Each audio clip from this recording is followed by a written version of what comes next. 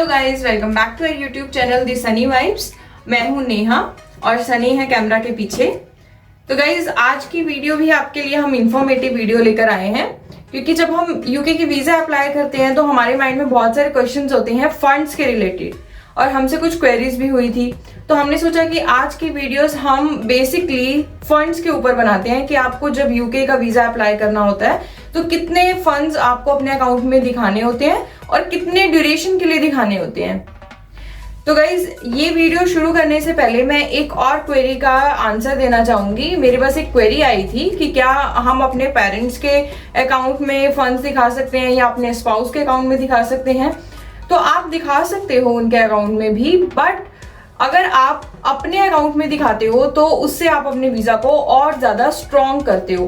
तो कोशिश ये कीजिए कि आप अपने अकाउंट में दिखा रहे हैं तो वेल एंड गुड है, आपको कुछ एक्स्ट्रा प्रूफ नहीं चाहिए। उसके अलावा आप अपनी स्टेटमेंट दिखाइए एंड दैट्स इट।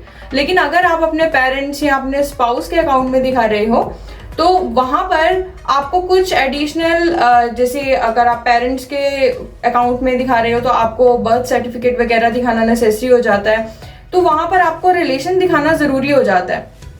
तो ये तो था फंड्स के रिलेटेड क्वेश्चन जिसकी मैंने आंसर किया है। तो आप नेक्स्ट हम जाते हैं फंड्स के ऊपर कि आपको कितना फंड्स दिखाना है। तो गाइज, जब हम फंड्स की बात करते हैं तो हम इसको बेसिक 4 चीजों में डिवाइड करते हैं। फर्स्ट आ जाता है आपका IHS, सेकेंड आ जाती है आपकी एम्बेसी फी, थर्ड आ जाती है आपकी ट्यूशन फी, और लास्ट आ जाते हैं आपके लिविंग कॉस्ट। तो IHS और एम्बेसी फी के बारे में मैंने अपनी प्रीवियस वीडियो में बहुत बार बताया हुआ है, तो उसके लिए आप मेरी प्रीवियस वीडियोस पर जाकर अपनी क्वेरी रिजॉल्व कर सकते हो। तो जब हम यूके वीजा अप्लाई करते हैं तो आपको IHS और एम्बेसी फी मेन एप्लीकेंट के लिए भी सेम और डिपेंडेंट के लिए भी सेम अप्लाई करनी पड़ती है। तो IHS और एम्बेसी फी सेम रहती है, चाहे मेन एप्लीकेंट की बात की जाए या डिपेंडेंट की बात की जाए। और वो कितनी रहती है? IHS रहती है आपकी अप्रोक्सीमेट 750 पाउंड, और वहीं आपकी एम्बेसी फी रहती है अप्रोक्सीमेट 363 पाउंड्स। तो आई होप ये क्लियर हो गया होगा आपको। फर्स्ट जो 2 चीजें हैं IHS और एम्बेसी फी, ये सेम रहती है मेन एप्लीकेंट की भी और डिपेंडेंट की भी। और अब हम चलते हैं अपनी थर्ड थिंग पर, जो है हमारी ट्यूशन फी। तो गाइस, ट्यूशन फी मैनेज करने के मैं आपको 2 वेज बताऊंगी। तो फर्स्ट है, जब आप कुछ amount of your tuition fee आप सबमिट करवा कर आते हो, ऑलरेडी आपकी डिपॉजिट होती है यूनिवर्सिटी में इंडिया से ही, और कुछ आप रिमेनिंग ये रख देते हो कि जब हम यूके जाएंगे हम वहां से अर्निंग करके या अपने अकाउंट से वो पे कर देंगे। और सेकेंड ऑप्शन वो होता है जब हम पूरी फीस अपनी इंडिया से ही डिपॉजिट करवा कर बिल्कुल फ्री माइंड से हम अपनी स्टडी के लिए यूके आते हैं। तो आप इनमें से कोई भी वे सिलेक्ट कर सकते हो। अगर आप पूरी फीस इंडिया से डिपॉजिट करवा कर आ रहे हो और अगर आप इतने एफिशिएंट हो कि आप करवा कर आ सको, तो मैं आपको यही राय देना चाहूंगी कि आप करवा कर आइए पूरी फीस, ताकि आप फ्री माइंड से अपनी स्टडी पर फोकस कर सको। क्योंकि यहाँ पर आने का जो मेन आपका मोटिव है वो स्टडी होना चाहिए फर्स्ट। तो इन दोनों केसेस में जो आपकी लिविंग कॉस्ट है वो भी आपको साथ में दिखानी होती है। तो अगर आप पूरी फीस सबमिट करवा कर आ रहे हो तो आपके अकाउंट में सिर्फ लिविंग कॉस्ट होनी चाहिए, दैट इज इनफ। लेकिन अगर आप हाफ फीस सबमिट करवा कर आ रहे हो तो जो रिमेनिंग फीस है प्लस जो लिविंग कॉस्ट है वो आपके अकाउंट में होना चाहिए। मैं एक एग्जांपल से आपको समझाती हूँ। सपोज आपकी जो ट्यूशन फी है वो है 12 लाख और आपने 50% उसका मीन्स आपने 6 लाख यूनिवर्सिटी में इंडिया से ही ऑलरेडी डिपॉजिट करवा दिया है। तो आपका रिमेनिंग जो 6 लाख है प्लस लिविंग कॉस्ट यूके की, वो आपके अकाउंट में होनी चाहिए। आई होप ये चीज क्लियर हो गई होगी आप सबको। अब जो फोर्थ थिंग है वो है आपकी लिविंग कॉस्ट। तो गाइज, लिविंग कॉस्ट की मैं 2 कैटेगरीज बनाऊंगी, फर्स्ट मेन एप्लीकेंट की, सेकेंड डिपेंडेंट की। तो चलिए पहले बात करते हैं मेन एप्लीकेंट को लेकर। अगर हम लिविंग कॉस्ट मेन एप्लीकेंट की बात कर रहे हैं तो वो भी वेरी करती है इनर लंदन और आउटर लंदन पर। जैसे कि आप सबको मालूम है कि हम रहते हैं मैनचेस्टर में, तो हमारी जो लिविंग कॉस्ट है वो आती है आउटर लंदन में, और अगर आपकी यूनिवर्सिटी आती है इनर लंदन में तो आपको उसके अकॉर्डिंग लिविंग कॉस्ट अपने अकाउंट में शो करना होता है। अभी कितना अमाउंट आपको शो करना होता है, ये अमाउंट आपको मिनिमम 9 मंथ्स का शो करना होता है अपने अकाउंट में। तो अगर आप इनर लंदन की बात कर रहे हो, अगर आपकी यूनिवर्सिटी इनर लंदन में है, तो लिविंग कॉस्ट थोड़ी सी ज्यादा हो जाती है। जैसे आपको मालूम है कि लंदन में रहना कॉस्टली है, अकोमोडेशन कॉस्टली है, तो इसी वजह से जो इनर लंदन है उसकी जो लिविंग कॉस्ट है वो ज्यादा है आउटर लंदन से। तो इनर लंदन की जो लिविंग कॉस्ट 1 मंथ की है वो है 1334 पाउंड्स। तो आपको 1334 को 9 से मल्टीप्लाई करके जितना अमाउंट आ रहा है उससे थोड़ा सा ज्यादा अपने अकाउंट में शो करना है फॉर इनर लंदन। और अगर हम बात करते हैं आउटर लंदन की, तो it is 1023 pounds for 1 month. तो 1023 पाउंड्स को 9 से मल्टीप्लाई करके जितना आपका अमाउंट आ रहा है पाउंड्स में, उससे थोड़ा सा ज्यादा आपको अपने अकाउंट में शो करना होता है। अब आप सोच रहे होंगे कि मैं ऐसा क्यों कह रही हूं कि थोड़ा ज्यादा शो करना पड़ता है। वो मैं इसीलिए कह रही हूं गाइस, क्योंकि अगर आप बिल्कुल बेस लाइन का अमाउंट अपने अकाउंट में रखते हो, फॉर सपोज अगर आपका 9 लाख बन रहा है अगर आपका, तो 9 लाख ही आप अपने अकाउंट में रखते हो, तो वो आपको आगे जाके प्रॉब्लम दे सकता है। बिकॉज यहाँ पर जो पाउंड का रेट है हमारे रुपी से, वो थोड़ा फ्लक्चुएट होता रहता है। जब मैं आई थी, मैंने फीस सबमिट की थी इंडिया से, लास्ट ईयर सितंबर की बात है, तो तब हमारा जो पाउंड का रेट था इंडिया के अकॉर्डिंग 105 के अकॉर्डिंग मैंने अपनी फीस सबमिट करी थी। और अब जो पाउंड का रेट है आप देखोगे वो थोड़ा सा कम है तब से। तो वो मैटर करता है बहुत ज्यादा कि कितना अमाउंट चल रहा है इस टाइम पे, तो ये फ्लक्चुएट होता रहता है। इस वजह से मैं आपको कह रही हूँ कि बिल्कुल बेस लाइन का अमाउंट मत रखो, थोड़ा सा ज्यादा रखो।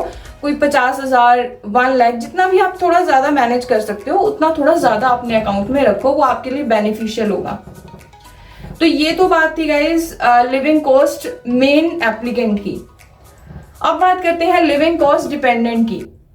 लिविंग कॉस्ट डिपेंडेंट की भी वेरी करेगी इनर लंदन और आउटर लंदन पर, और डिपेंडेंट की जो लिविंग कॉस्ट है वो मेन एप्लीकेंट पर भी वेरी करेगी। फॉर सपोज अगर मैं आ रही हूँ आउटर लंदन में, तो मेरी जो लिविंग कॉस्ट है आउटर लंदन के अकॉर्डिंग होगी, और मेरे जो डिपेंडेंट है उनकी कॉस्ट भी आउटर लंदन के अकॉर्डिंग अप्लाई होगी। तो जो आउटर लंदन की कॉस्ट है वो कितनी है डिपेंडेंट के लिए, वो है अप्रोक्सीमेट 680 पाउंड्स फॉर 1 मंथ।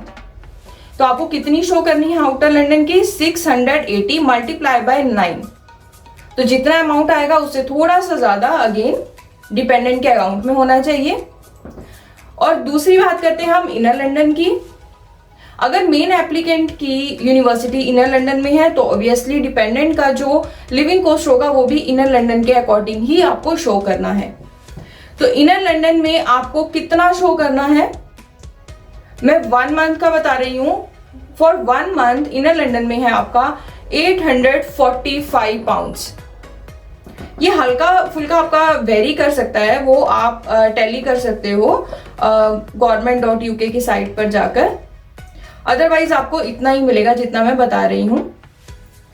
तो अगेन आपको इनर लंदन के लिए 845 मल्टीप्लाई बाय 9, जितना अमाउंट आएगा उससे थोड़ा सा ज्यादा आपको अगेन डिपेंडेंट के अकाउंट में शो करना है।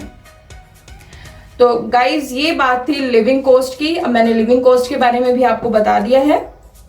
तो ये 4 चीजें हैं जो आपको मेन अपने माइंड में रखनी है जब आप यूके वीजा लगाते हो। एम्बेसी फी, IHS जो सेम रहता है, डिपेंडेंट और मेन एप्लीकेंट का। थर्ड मैंने बताया आपको जो आपकी यूनिवर्सिटी फीस है, ट्यूशन फी, उसके बारे में।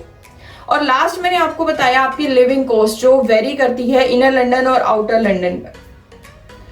तो गाइज अब बात आती है कि कितने ड्यूरेशन के लिए ये अमाउंट आपके अकाउंट में होना चाहिए।